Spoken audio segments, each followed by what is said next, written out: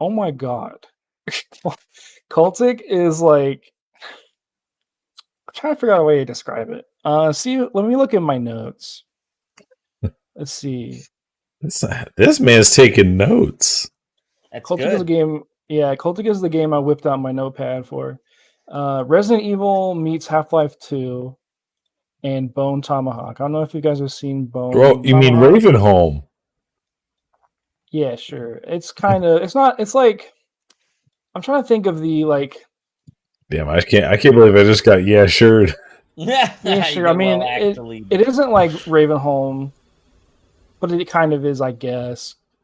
Anyways, what I'm trying to say here is, you're kind of an investigator who's investigating a cult. You go investigate, things get messed up. You wake up in a pile of bodies, and you just kind of go.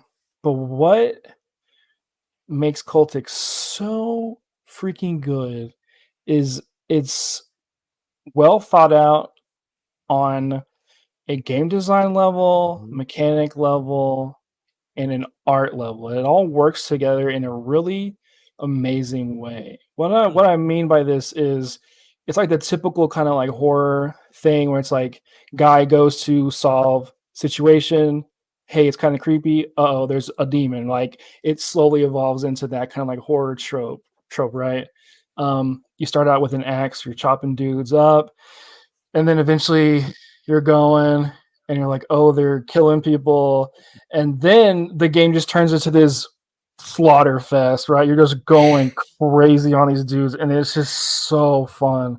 um I love this game. It's so that's good. so cool.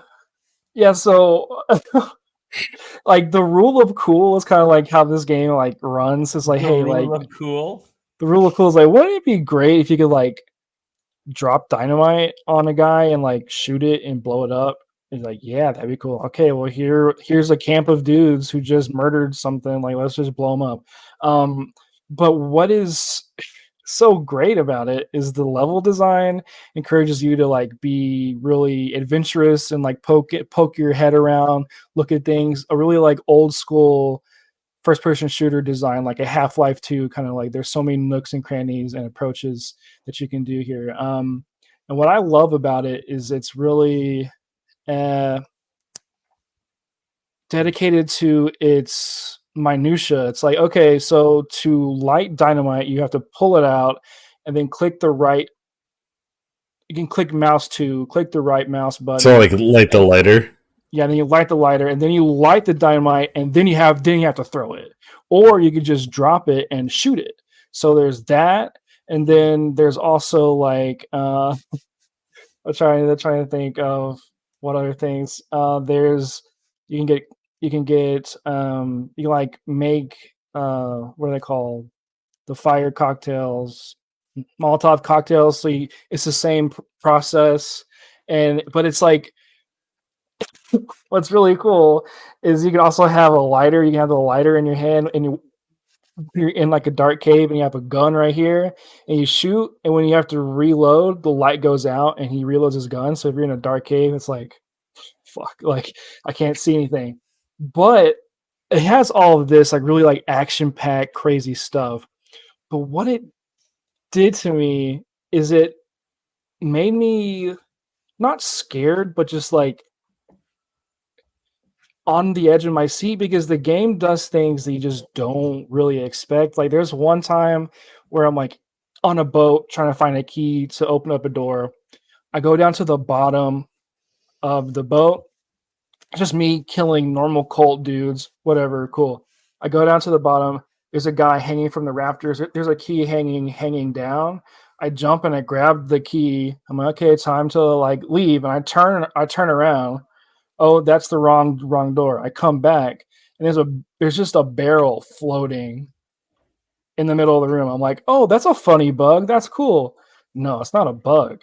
There's a ghost in here. There's like throwing barrels at me. He's like, I'm like, oh, what the heck? So then I just like open the door and I turn the corner, and there's this like a mummy coming at me. I'm like, oh god. I just keep running past, and then like you come out of the boat, everything's normal. The game does things like that consistently, but it's like it doesn't overwhelm you. It's like you'll see something float out the corner of your eye. You look and it's not floating anymore, or you'll look and there's a guy floating up above you. And you're looking, he's gone. Like it's just stuff like that that's just like constantly ramping up, but it's just plays with you in a really fun way. On top of being just a really competent, fun shooter, is like, hey, like let's just kill a bunch of dudes, make things blow up.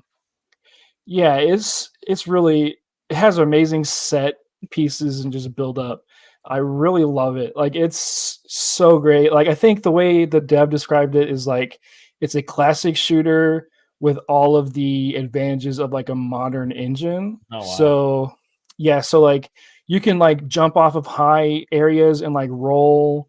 It's a bunch of just like really interesting physical based things like picking up stuff and throwing them at people, or you can like pick up axes, throw them at people, or shoot, or if a person shoots and like throws an axe at you, you can shoot it out of the air. If you step in a bear trap, you have to shoot the bear trap off your foot.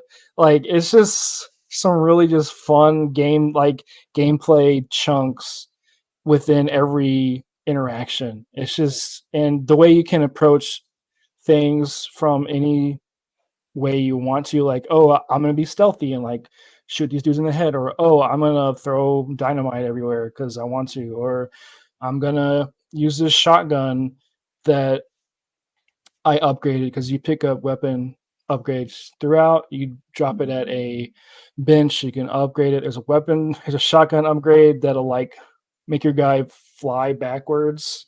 So like I would just like turn towards the guys and shoot and fly my back towards the dudes and have like a Tommy gun out. It's like as I'm like flying, like it's just like super fun. Yeah, I just like really. Whenever I was in a dark cave, I saw a dude floating. I was like, oh. I saw him, and then I like turned the corner and he was gone. I was like, okay, cool. But then I stepped in a bear trap, and I was like, how do I get out of here? And then I figured out I had to shoot the bear trap off my foot.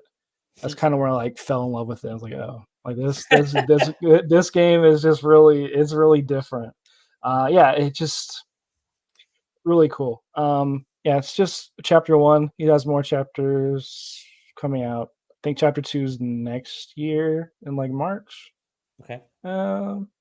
It's made by one dude, so also cool. But yeah, it is great. I love it a lot. It's also fun to just, it just has that like Half-Life feel. Actually, Taylor, it does remind me of Ravenholm, now that you mention it. There's so many like cool little nooks and, little bit. there's a lot of cool little nooks and crannies in all the levels that you just kind of like are encouraged to explore. Like there's, hey, here's another thing I experienced that isn't a part of the critical path, but it felt like it was. I found a house, went into its basement. Oh, cool, there's a bunch of boxes here. Oh shit, there's a big giant thing behind these boxes. Turn around, the door locks. Uh-oh, time to fight this dude.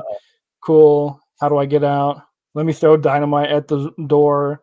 It doesn't blow open the door, but what it does is it kills the dudes around the door. So I open the door and I'm free. It's stuff like that just like encouraging you to just kind of push around, explore, have fun, like stacking barrels to make a staircase to get to a window. Why not? It's really just kind of that game. It's very Half-Life 2. If you've played Half-Life 2, I know, Dally, you haven't, but Taylor has. And he knows what I'm saying. Yeah, it's cool. It's up there of the games I've played this year. I have a top 5 list. I'm not going to tell you what's in the top 5, but it's up there. I'm just going to go ahead and say that.